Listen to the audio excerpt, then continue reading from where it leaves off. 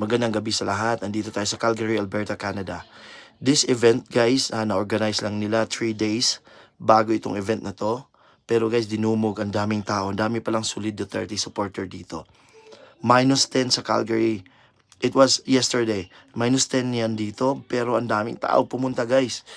Grabe, it's so overwhelming. Nagulat din kami kasi akala namin konti lang ang tao. But you can see, ang daming mga kababayan natin na di nakapasok. Ang parking lot dyan, ang punong-puno talaga. Nakapark na ako across the street talaga.